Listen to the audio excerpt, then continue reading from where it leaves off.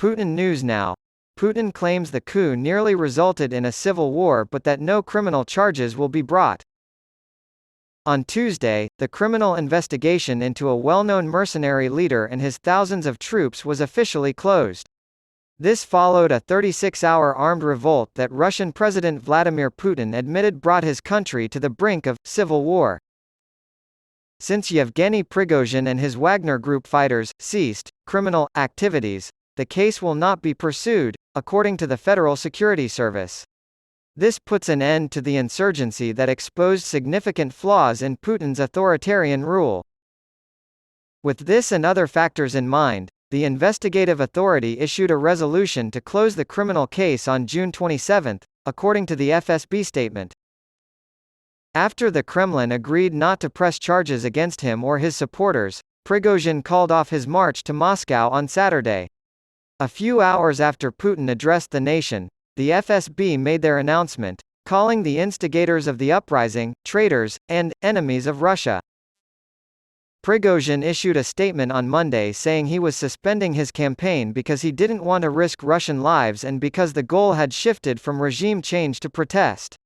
According to the agreement with the Kremlin, Prigozhin was free to travel to Belarus. On Tuesday, President of Belarus Alexander Lukashenko confirmed Prigozhin's arrival to the media. Security guarantees were provided, Lukashenko declared. The Russian Defense Ministry announced on Tuesday that heavy equipment from Prigozhin's Wagner Group was being transferred to the Russian military. It's unclear how many Prigozhin's troops actually are, but estimates range from 30,000 to 50,000. Will Vladimir Putin be able to maintain his authority? The coup attempt raises the stakes in the Ukraine conflict. Putin claims Prigozhin made $1 billion by selling food to Russian troops. Putin said on Tuesday that the Russian government paid the Wagner Group more than $1 billion between May 2022 and May 2023, putting the lie to Prigozhin's claims that his troops were underfunded. Putin also claimed that Prigozhin made nearly $1 billion from the military catering and food supply businesses he founded. Putin seemed to leave the door open to possible charges based on financial dealings, but it appears that Prigozhin is free from blame for leading the insurgency. Putin hoped that nothing was stolen during the construction. But of course we'll figure it out. Putin says the military is the reason chaos has been contained. Russian President Vladimir Putin said Tuesday that the country was saved from civil war thanks to the actions taken by the military and law enforcement in the early hours of the insurgency. Honorees stood in the way of disorder, which would have inevitably led to chaos, Putin said. Putin told the assembled troops in the Cathedral Square of the Kremlin, "You saved our homeland from turmoil and actually stopped civil war." To paraphrase the citation, "In a dramatic situation you acted clearly and coherently, proved your loyalty to the people of Russia and the military oath, and displayed responsibility for the fate of the motherland and its future." More than a dozen pilots and others were killed during the uprising, and he asked for a moment of silence to honor the memory of them. The Kremlin has denied Prigozhin's claim that aircraft and helicopters attacked his troops. On Tuesday, Russian President Vladimir Putin addressed the country's armed forces and security agencies, telling them they prevented civil war by stopping a rebellion by Wagner mercenaries and their march on Moscow. Putin and his supporters insisted his rule was not weakened by the revolt, which was widely seen as the biggest threat to Kremlin authority since he came to power. Russia announced preparations to disarm Yevgeny Prigozhin's private force. When asked if Putin's authority had been eroded by the sight of rebel mercenaries seizing a military HQ, advancing on Moscow, and shooting down military aircraft along the way, Kremlin spokesman Dmitry Peskov responded, "We don't agree." Putin himself tried to spin the dramatic events of the weekend as a triumph for the regular Russian military, which showed self-control by avoiding a direct confrontation with the Wagner force. Putin told the assembled troops from the Defense Ministry, National Guard, FSB Security Service, and Interior Ministry that they had, de facto stopped civil war, during a televised address in a Kremlin courtyard following a minute of silence for airmen killed by Wagner. "Our fellow pilots were killed in the battle against the rebels." Putin remarked, "They didn't blink an eye and did their military duty without question." Contract soldiers.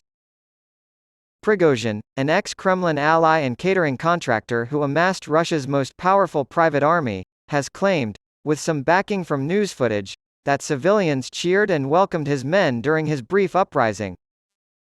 Putin insisted, however, that Wagner's common soldiers understood that the army and the people were not with them.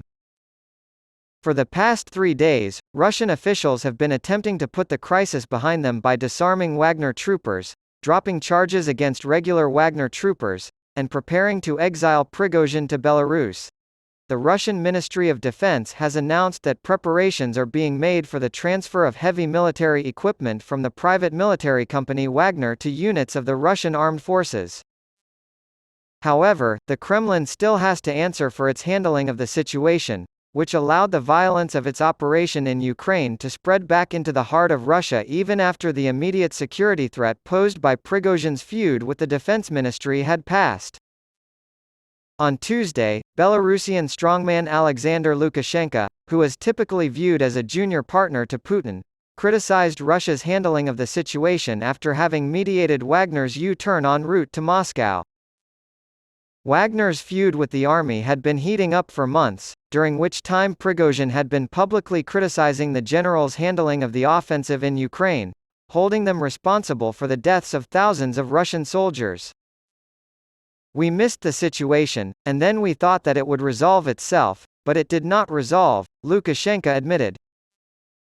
"Two people who fought at the front clashed, there are no heroes in this case," he added, presumably referring to the Wagner chief and his rival, Defense Minister Sergei Shoigu. "If Russia had collapsed, we would all die," Lukashenko said, so he had ordered Belarus's army to combat readiness. Russia is Belarus's largest neighbor and main ally. The NATO leader most sympathetic to Putin, Hungary's Prime Minister Viktor Orban, shot down Western concerns that Wagner's revolt could throw Russia into chaos and threaten the security of its nuclear arsenal. Brave struggle.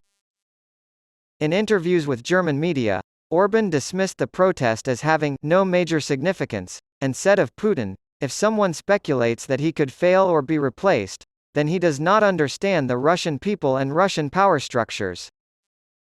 Putin also noted in his address that Russia had not withdrawn any of its units from Ukraine despite the uprising, and that fighting was ongoing as Kyiv's brigades pursued their counter-offensive in the east and south. "All military formations continued to wage a heroic fight at the front," Putin said. "It has been 16 months since the conflict began, and countless lives have been lost on all sides." The United Nations Human Rights Monitoring Mission in Ukraine reported on Tuesday that it had evidence that Russian troops had executed at least 77 detained civilians in cold blood. "It is a war crime and a serious breach of international human rights law," said Matilda Bogner, the head of the mission. The Vatican has announced that on Wednesday and Thursday, Pope Francis's peace envoy to Ukraine will visit Moscow, just weeks after visiting Kyiv. This will be the first visit to Moscow by a senior Vatican official since Russia launched an all-out assault in February 2022.